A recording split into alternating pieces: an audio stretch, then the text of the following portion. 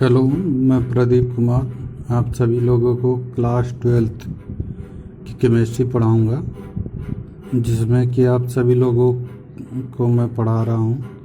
Chapter का नाम है पृष्ठ रसायन। अब पृष्ठ रसायन में आप लोग पढ़े थे पिछले वीडियो में पायस और नैनो पदार्थ क्या होता है, उसके बारे में पढ़ाए थे आप लोगों को। आज पढ़ेंगे अधिशोषण। अधिशोषण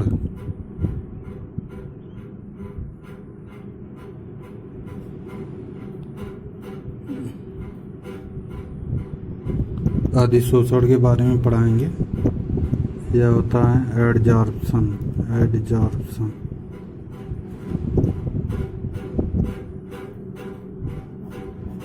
एडजॉर्प्शन तो एडजॉर्प्शन क्या होता है वह देखेंगे। तो जैसे अगर पानी रख दें, अगर बाल्टी में या किसी भी बर्तन में अगर पानी रख दिया जाए, तो उसमें देखते हैं कि कुछ देर के बाद धीरे धीरे धूल के कण या मिट्टी के कण या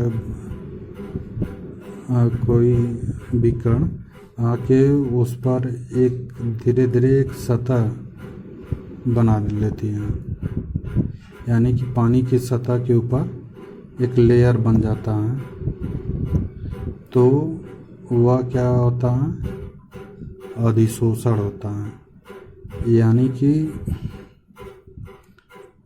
कोई सतह हो, इस तरह से किसी चीज़ का सतह हो, या ठोस हो सकता है, या द्रव हो सकता है, या गैस हो सकता है। तो ठोस और द्रव पे तो आसानी से देख सकते हैं। तो ठोस या द्रव की सतह उस पर इस सतह पर कोई अणु हो या परमाणु हो या आयन हो,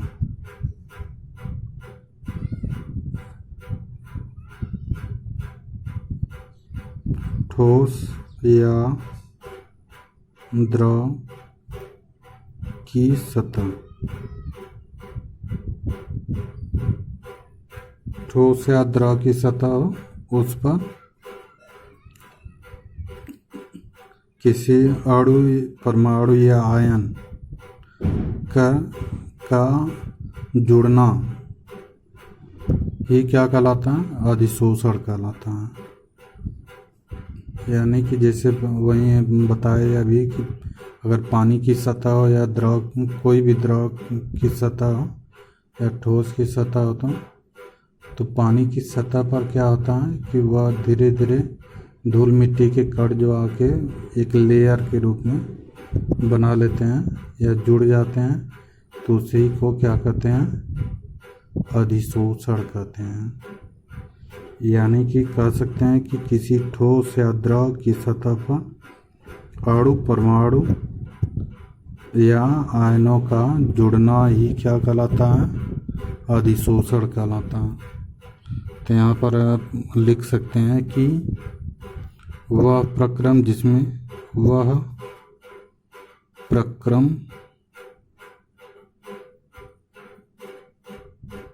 जिसमें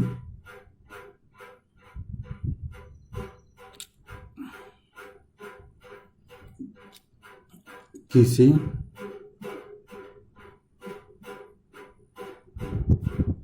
ठोस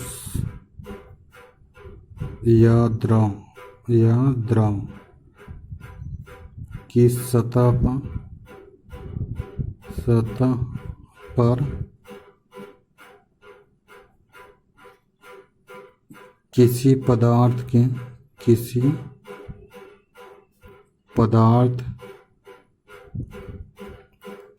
के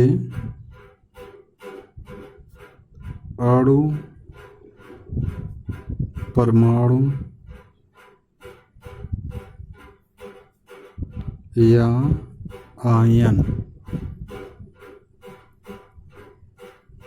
आयनों का जुड़ना आयनों का जुड़ना अधिशोषण कहलाता है।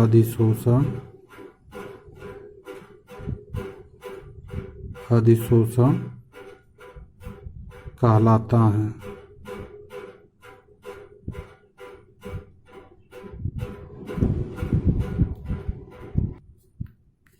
तो उम्मीद है कि आप लोगों को परिभाषा समझ में आया होगा। और आप लोगों को बता दें कि जो लोग वीडियो को सब्सक्राइब नहीं किए हैं और वीडियो को सब्सक्राइब कर लें, ताकि आपके पास वीडियो रोज़ का रोज़ पहुंचता रहे। और आप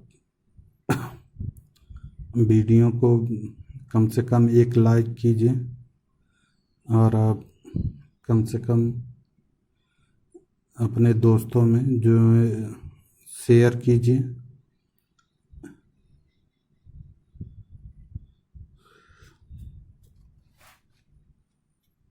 इसके बाद पढ़ेंगे अधिशोषण से संबंधित शब्दावली,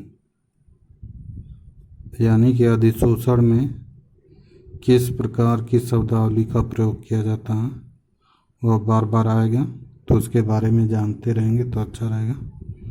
अधिशोषण से संबंधित शब्दावली।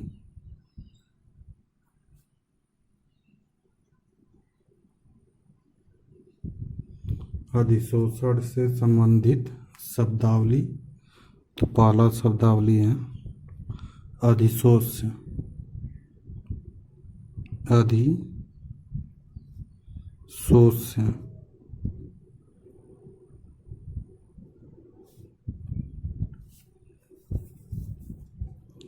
इसको कहते हैं एब्जॉर्बेट।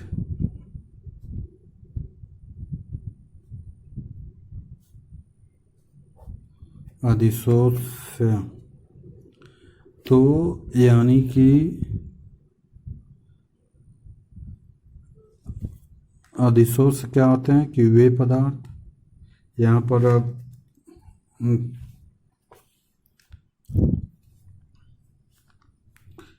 पर आप लोग देखेंगे तो यहाँ पर दो चीज़ें हैं।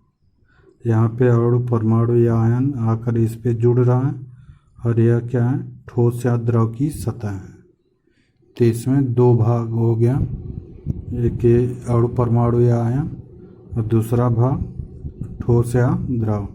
तो यह जो अणु परमाणु और आयन है, यह इस पर आकर जुड़ रहा है, यह इस पर आके जुड़ रहा है।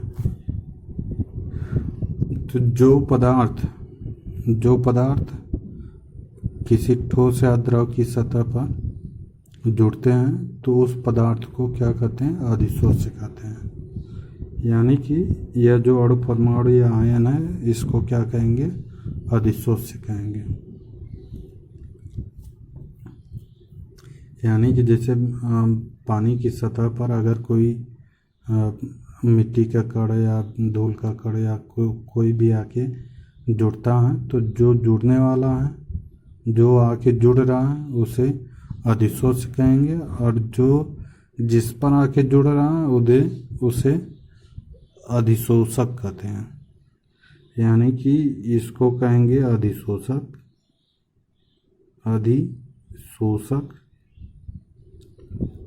और इसे कहेंगे अधिशोष्य।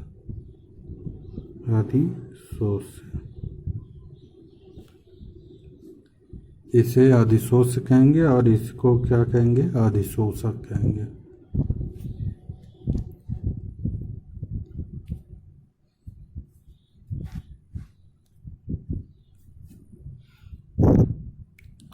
तो यहाँ पर अधिशोष्य के बारे में कहेंगे तो वे पदार्थ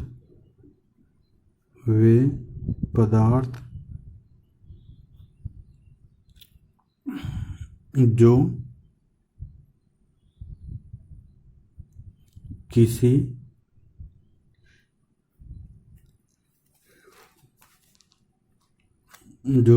पृष्ठ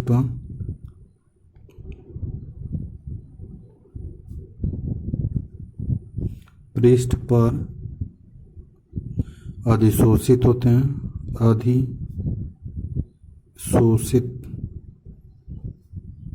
अधिशोषित होते हैं।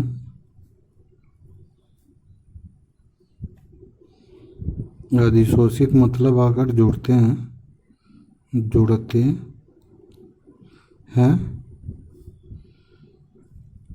अधिशोष से कहलाते हैं, अधिशोष से।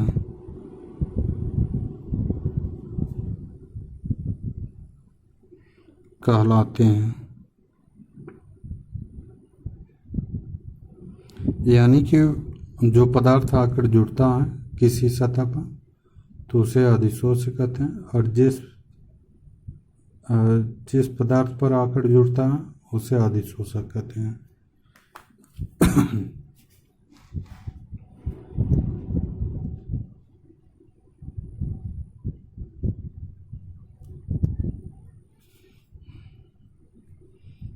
दूसरा है अधिशोषक।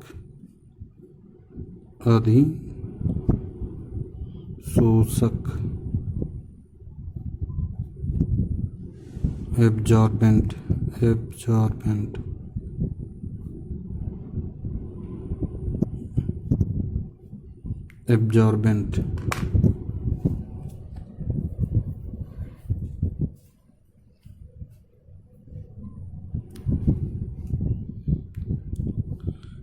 तो अधिशोषक क्या होता है कि जिस पदार्थ पर कोई कण आके जुड़ता है उस पदार्थ को कहते हैं अधिशोषक।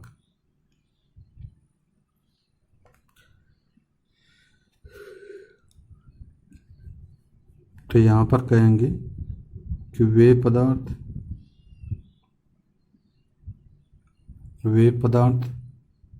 जिनकी सतह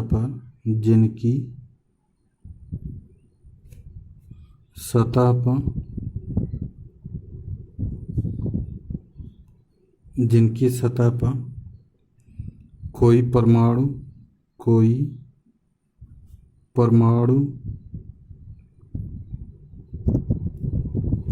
अणु या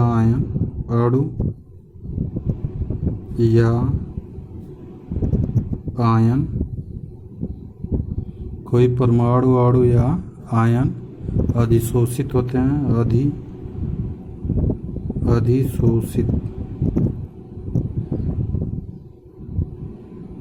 अधिशोषित होते हैं।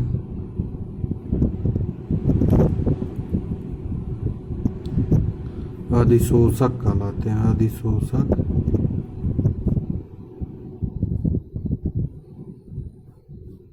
कहलाते हैं।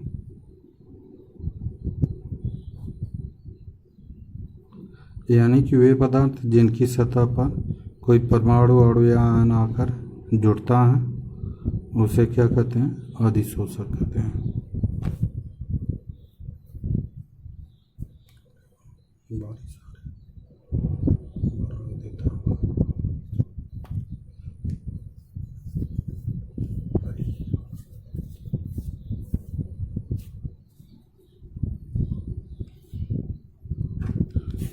अब इसके बाद हम लोग पढ़ेंगे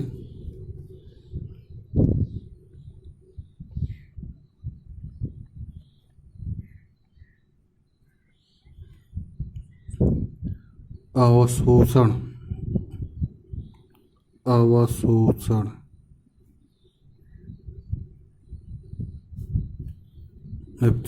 एब्जॉर्प्शन।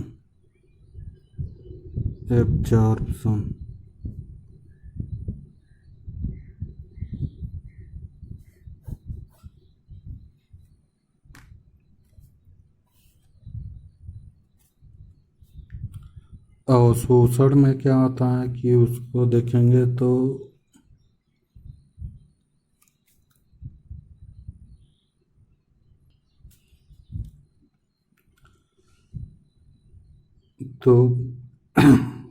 जो अवशोषण होता है उसको अगर देखेंगे तो उसमें क्या आता है कि जैसे अगर एक उदाहरण ले लें, उदाहरण में क्या हो गया, एक सोखता हूँ, सोखता जो देखे होंगे कि कभी कभी किसी ऑफिस में काउंटर पे रखा रहता है, उसमें पानी डाला जाता है और डाल कर रखा जाता है, जो कि जैसे पैसा वैसा गिन रहे हैं तो उसी में उंगली डुबा कर फिर निकालते हैं। तो उसी तरह से जो सोखता होता है, सोखता में क्या है कि अगर सोखते पे हल्का सा पानी भी डाल दें तो वह तुरंत अपने अंदर खींच लेता है और समान रूप से फैल जाता है। ठीक उसी तरह से अगर जैसे अगर बालू रखा हुआ है तो बालू पर अगर पानी गिरता है तुरंत वह अपने अंदर अवशोषित कर लेता है और समान रूप से फैलने लगता है। तो यानी कि जब कोई परमाणु अणु या आयन किसी दूसरे के अंदर प्रवेश करके समान रूप से वितरित हो जाते हैं या समान रूप से फैल जाते हैं तो इस प्रक्रिया को क्या कहते हैं, अवशोषण कहते हैं। यानी कि जब कोई परमाणु अणु या आयन किसी दूसरे पदार्थ के अंदर प्रवेश करके समान रूप से फैल जाते हैं तो उसे कहते हैं अवशोषण। तो यहाँ पर होगा वह प्रक्रम जिसमें एक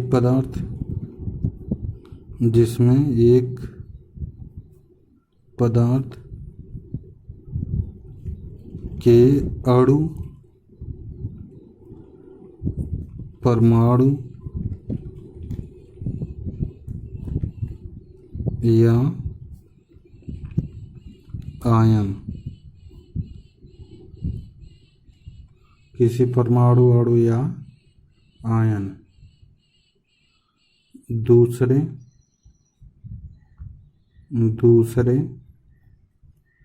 पदार्थ के अंदर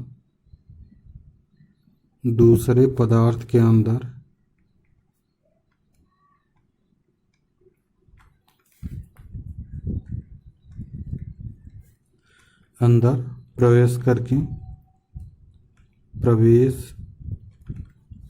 करके समान रूप से फैल जाते हैं।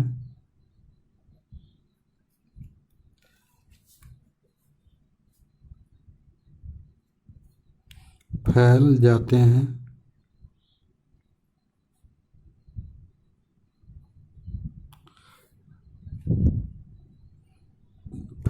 हैं, वितरित हो जाते हैं तो अवशोषण कहलाते हैं। अवशोषण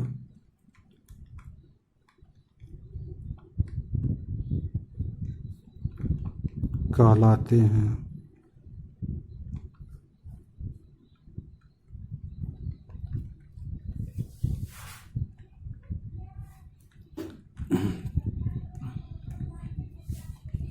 जैसे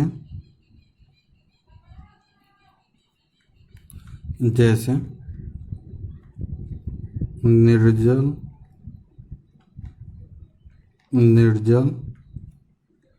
कैल्शियम क्लोराइड CaCl2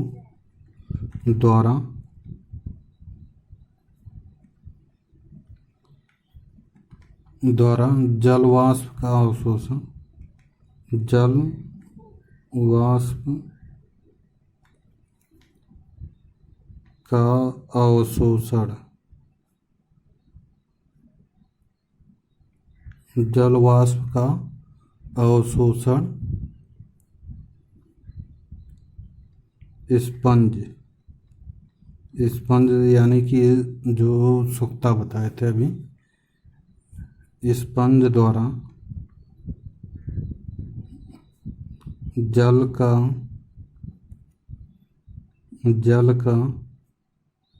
अवशोषण ऐसे बहुत से उदाहरण है, जैसे जो शुष्क चूना होता है यानी कि बुझा चूना, उसको लोग रात में रख देते हैं, तो वह क्या करता है कि उस पर जब ओस पड़ती है तो वह अपने अंदर अवशोषित कर लेता है, और धीरे धीरे वह क्या होता है, विखंडित हो जाता है पूरा। तो समान रूप से वह क्या होता है, पानी अवशोषित करता है और वह बिखर जाता है। तो उसी को कहते हैं, यहाँ पर अभी बताया कि स्पंज द्वारा जल का अवशोषण। स्पंज पर या स्पंज मतलब कि सूखते पर अगर पानी गिराया जाता है तो अभी क्या होता है, समान रूप से फैल जाता है। उसी तरह से बालू में अगर बालू रखा हुआ है, उस पर बूंदें पड़ती हैं तो वह धीरे धीरे समान रूप से फैल जाती हैं। तो उसी को क्या कहते हैं, अवशोषण कहते हैं।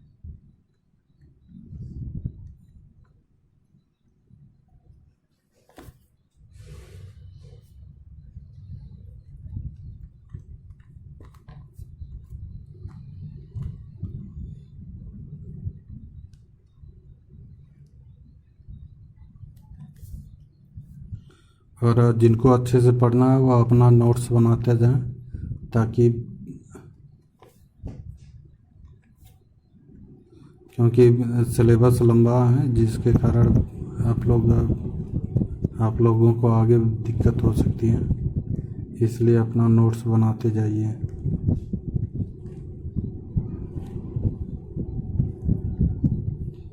तो चौथा शब्दावली है विशोषण।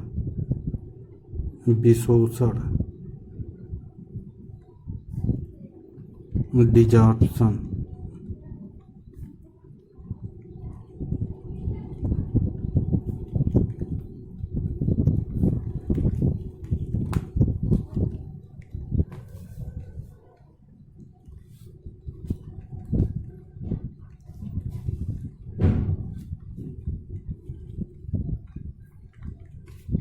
विशोषण में क्या होता है कि विशोषण मीन्स होता है हटना। तो हटना क्या होगा कि जैसे किसी द्रव की सतह पर कोई परमाणु, अणु या आयन आकर जुड़ता है, तो जुड़ना नहीं है। अब यहाँ पर क्या है कि किसी पदार्थ की सतह से अधिशोषित गैस का पृथक होना। अधिशोषित गैस, अब जिसे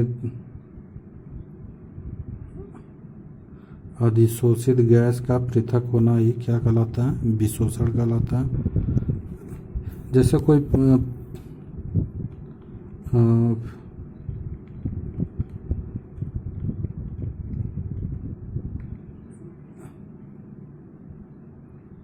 जैसे पानी वानी में कोई गैस अगर घुली है तो उसको गर्म कर देंगे तो धीरे धीरे वह गैस क्या होती है, बुलबुलों के रूप में बाहर निकल जाती है। तो उसी को क्या कहते हैं, विशोषण कहते हैं। यानी कि कह सकते हैं कि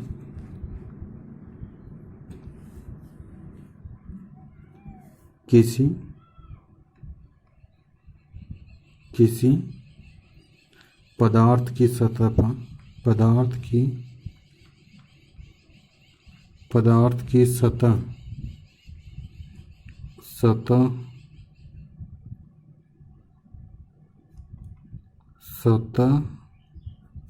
से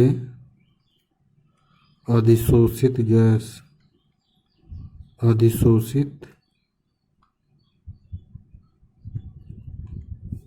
गैस का पृथक होना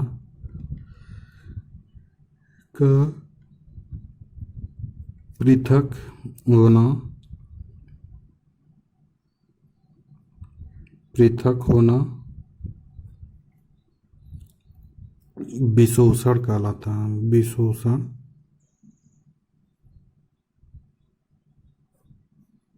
कहलाता है।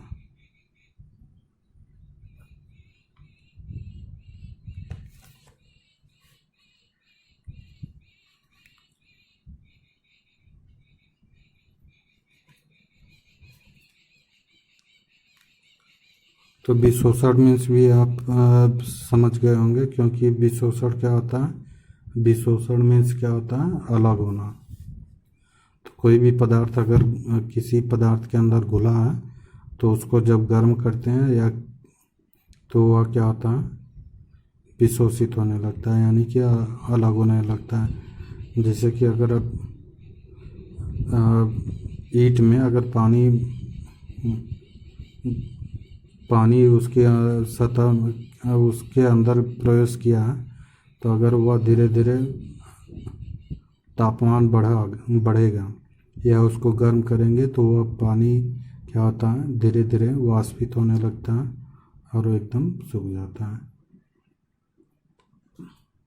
या कोई भी ठोस पदार्थ है उसमें अगर पानी वितरित है, यानी कि फैला हुआ है, या सीधे सीधे कह सकते हैं कि कोई भी ठोस पदार्थ हो तो उसमें अगर नमी है तो उसको जब गर्म करते हैं तो वह नमी क्या होता है, धीरे धीरे बाहर निकल जाता है। तो इसी को क्या कहते हैं, विशोषण कहते हैं।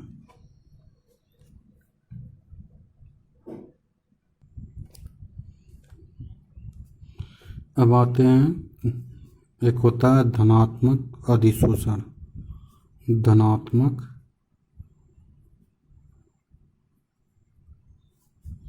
अधिशोषण, अधिशोषण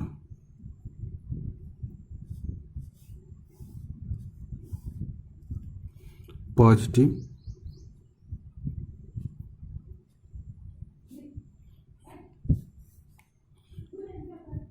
एडजॉर्प्शन,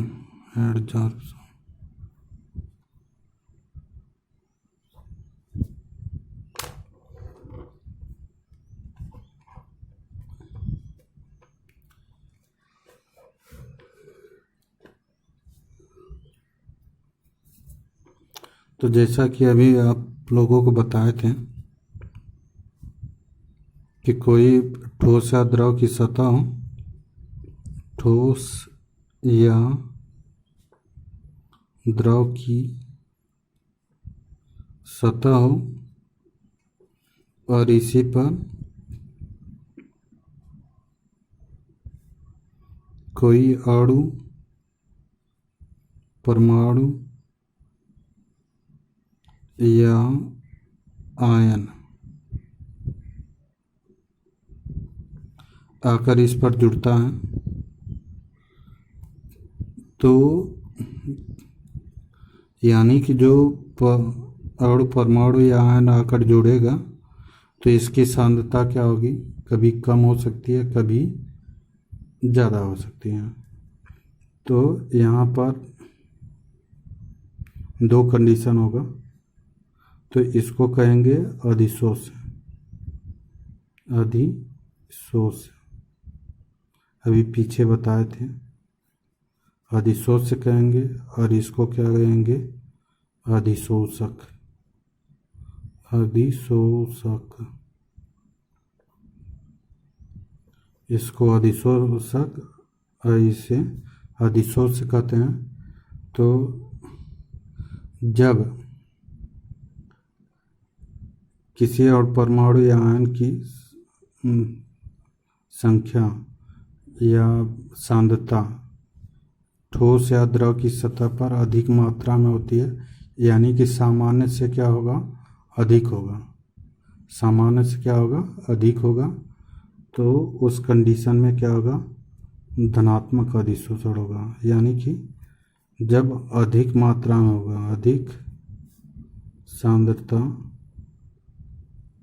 अधिक मात्रा में होगा, तब क्या होता है, धनात्मक अधिशोषण होता है। धनात्मक अधिशोषण होता है।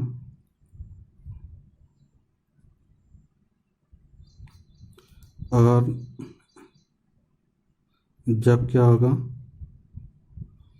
यह सांद्रता क्या होगी, सांद्रता कम होती है, तब इस कंडीशन में क्या होगा, यानी कि सामान्य मात्रा से कम होगा तो उसे क्या कहते हैं, यानी कि जो अधिशोष की सांद्रता सामान्य से क्या होगा, कम होगा तो उसे क्या कहते हैं, ऋणात्मक अधिशोषण।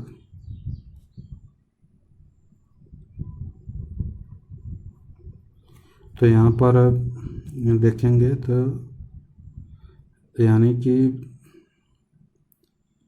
जो अधिशोषण बताए थे, तो बताए थे कि किसी ठोस या द्रव की सतह पर किसी अणु, परमाणु या आयन का जुड़ना, ये क्या कहलाता है, अधिशोषण कहलाता है। तो इस अणु, परमाणु या आयन को क्या कहते हैं, अधिशोष से कहते हैं। और जो इस पर आके या जुड़ता है तो उसे अधिशोषण कहते हैं, अधिशोषक कहते हैं। तो जब अधिशोषक की सांद्रता अधिशोषक की सतह पर सामान्य से क्या होगा, अधिक होगा, सामान्य से अधिशोष की सांद्रता सामान्य से क्या होगा, अधिक होगा, तब क्या कहलाता है, धनात्मक अधिशोषण कहलाता है। जब अधिशोष की सांद्रता सामान्य से कम होता है तो उसे कहते हैं ऋणात्मक अधिशोषण। तो इस तरह से धनात्मक अधिशोषण को हम लोग परिभाषित करेंगे। तो यहाँ पर हो जाएगा कि किसी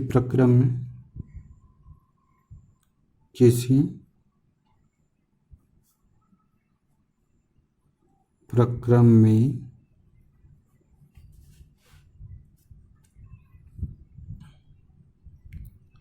यदि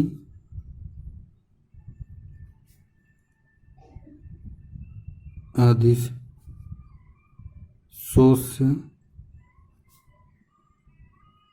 पदार्थ की सांद्रता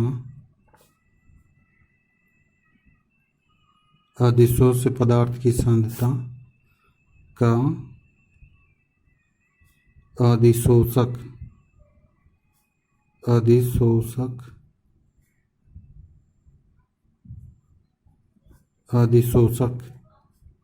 की सतह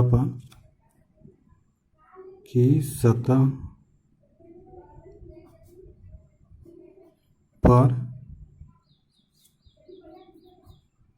स्थूल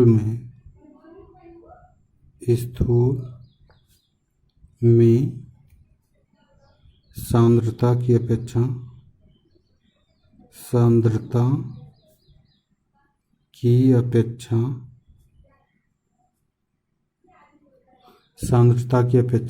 अधिक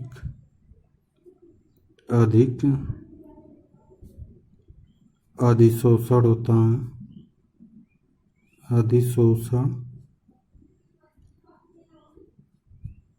अधिक अधिशोषण होता है।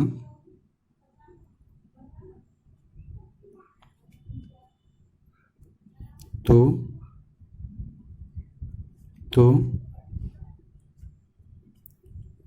उस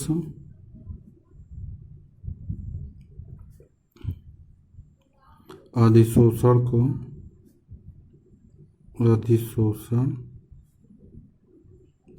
को धनात्मक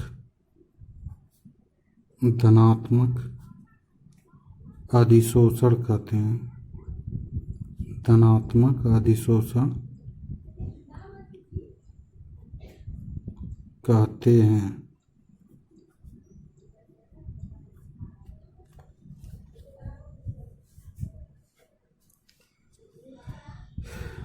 यानी कि जब अधिशोष की सांद्रता सामान्य से अधिक होती है तो उसे क्या कहते हैं, धनात्मक अधिशोषण कहते हैं। और सामान्य से अगर कम होती है तो उसे ऋणात्मक अधिशोषण कहते हैं।